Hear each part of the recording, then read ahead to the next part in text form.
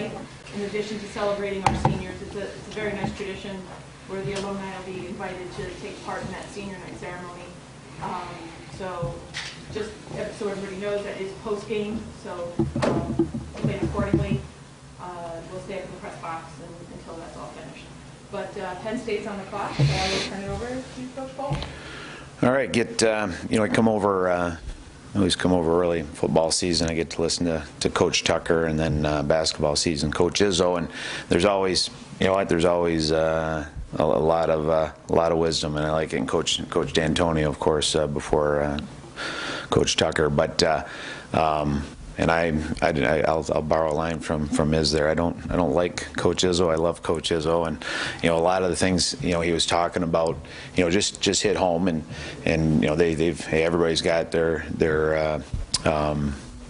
struggles and things you got to go through, and certainly they're not where we are. We're not where they are. But just talking about how you handle it and how you go through it, and I mean, just bottom line, what he's talking about is you handle it with class, and this is where you find out what people are made of as human beings, and as mentors. That's us as coaches, and as student athletes, and it's something that you go through and you find out a lot, and we're going through it, and the options are, we can, the coaches can hide, and I'm not a hider. I was out recruiting yesterday in Detroit, and a rink full of people, and I'm loud and proud about Michigan State and where we're going, and this is where we're at, and we'll deal with that. And that's what the players, they need to see and they need to hear. And I preach that all the time: get better every day. And you know what? You can do that in a lot of different ways. Yesterday, like I said, I went out and spent 6 hours in a rink watching games. That got us a little better. I watched a lot of video when I got home. Watched some NHL clips. That was good. Watched some of our game against Notre Dame. Watched some of Penn State. Did not go to church, but I did listen to it online, so that's a half count. I get a check in the box for that, but I had to drive in the morning. And I expect the players are working on things, and that's how we'll show up today. And and Jamie mentioned about it's senior night coming up, and you look at a guy like Adam Goodser, who's given us very close to 99% of 4 good years, so he'll complete that loop here in the spring when he graduates. But the young man at the game in warm-ups has a sign up, and saying, hey, we won today. Will you come and watch my game at the rink over at Suburban tomorrow? And then there's Adam. I see a picture after the game of him pointing at the kid's sign, giving him the thumbs up or whatever. And then there's Adam over there on Sunday afternoon after a tough stretch and a lot of other responsibilities going on in his life right now, and probably a lot of distractions and places and things he could have done. But he was over there with a young man and making that young man's day. So again, how we handle things, we're class, we're integrity, we keep working, and every situation there's a reason for it, and ours is to figure out that reason and to change our circumstances. And I thought last week when we talked about it and how we approached it, went after it, and the guys did some good things and played a heck of a game on Friday night, and I think outshot and outplayed a pretty good Notre Dame team. I thought Saturday we weren't quite as good. I didn't think we were as physical. Is probably the biggest difference, and that made Notre Dame look a little bit faster on Saturday than they looked on Friday. Our forward hits, I think, dropped from 37 to 27, and that's kind of what I was addressing after the game, is that we need that level of commitment to physicality for us to be good. But there's some strides, and like I said, there's some areas that the guys got better and things we worked on, and that continues, and that doesn't end until the last whistle of the last game, however that ends up. So that's where we're at. And coaches, like I said, we were grinding yesterday. Hopefully the guys were resting, and we'll be back at it in a little bit with our guys. And happy 21st birthday to Sam there. So Friday, it was Friday, but he missed a game. I can't believe you missed a game for birthday, but that's all right. So, and you mentioned being on the road and everything, and I'm wondering what, when you first get a job, right, you're selling the dream, you're doing all this, when you've been at a place for a little bit and you're in a streak like this and you're on the road, what is the response? What is the conversation you have with people? Yeah, it's funny, because when you're out recruiting and you're dealing with sports and athletes, like everybody's kind of been through, you know what I mean? It's not, again, this hasn't been a constant state of being. If we're 5 weeks ago, like I said, maybe 6 now because we had the off week, and we're 18th in the pairwise. Things they're up, they're down, but no, the reception has been really good, and I think just that we based a lot of what we're doing on moving forward. And when I first got here, we talked about, hey, needing to get MUN done, and that was out of the 4 things we talked about doing between recruiting and attendance, that was the thing that really tied things together, and that's right there coming to fruition, and it's starting to pay some solid dividends. But I think the guys, they see what our guys are doing. We've had a lot of guys signing pro. They do see the direction of the program. It's the reception is night and day what it was a few years ago. So it's all positive for us, and we keep moving. And again, guys are committing here, guys that we think are pretty good young hockey players, and I'm bullish on the future. How's that? Dan, a bright spot in offense this season has been the play of Eric Mittendorf. What's he done this season to put himself in a position to score power play and 5-on-5 goals? Yeah, it's a good way to phrase it, put himself in position. And, you look at, his game-winning goals, almost all of them are within 10 feet of the net, and that's where, most goals are scored. And his timing is good, his compete is good, he wins the battle in front of the net, but then he also has the ability to spread it out, and you saw the two. The one timer on Friday was a nice one. It was a good goal from the angle he was at. The one on Saturday night, that was a fantastic one. I mean, he was deep in the corner, and we were talking about Justin Pominville, when he was playing for Buffalo, and he would set up on the power play way deep like that, and he was hard to cover, and it's hard to hit the net from there. But that was a heck of a play. So he's got that ability, and that's what we've liked about him, is he can score goals in the hard areas and make plays that are heart and grit and determination, but he can also make the skill plays, and it makes him a good player.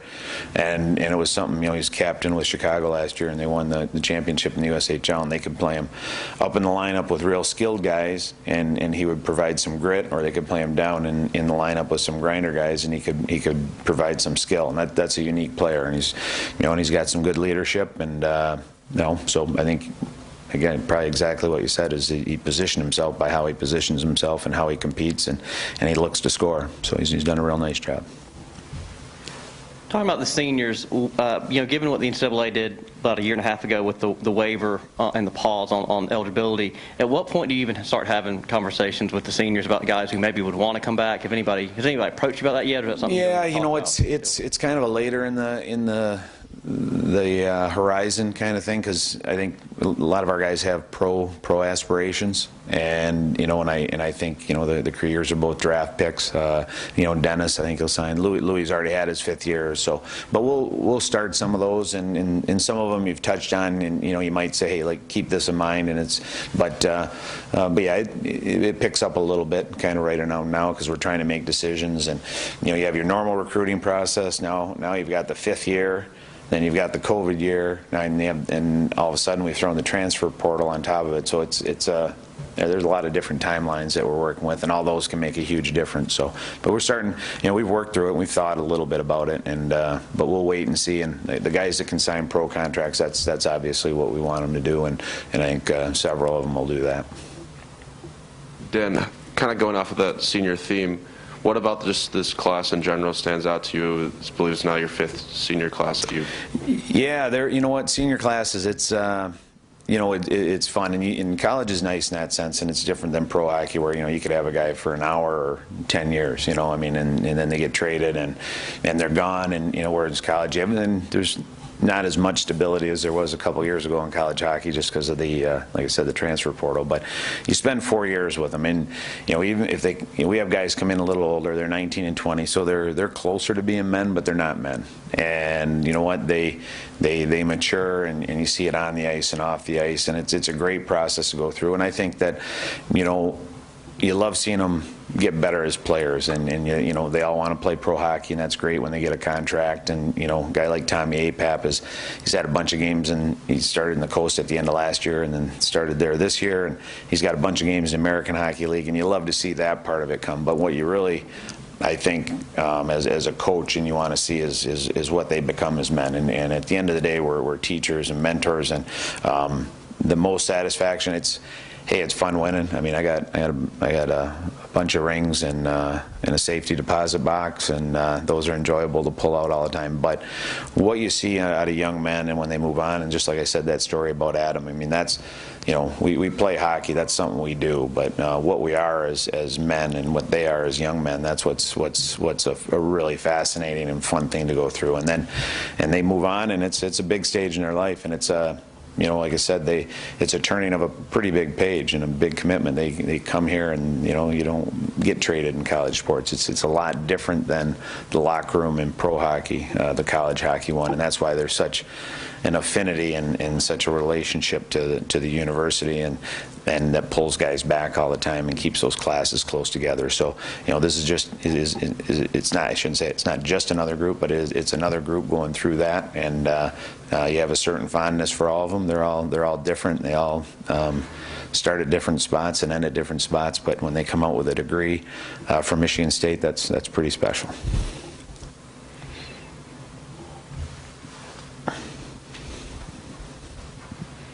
So the last week of the regular season coming up, you're still on that 12-game losing streak. So what is kind of the mentality going in this week of, do you just let the players focus solely on this matchup, or do you also let a little bit of that noise from the past 12 games come in and serve as a reminder of, you know, you guys should or need to be better? Yeah, I think you want to take, again, I'll go back, I've said this several times, and it's good, not saying it's a good question.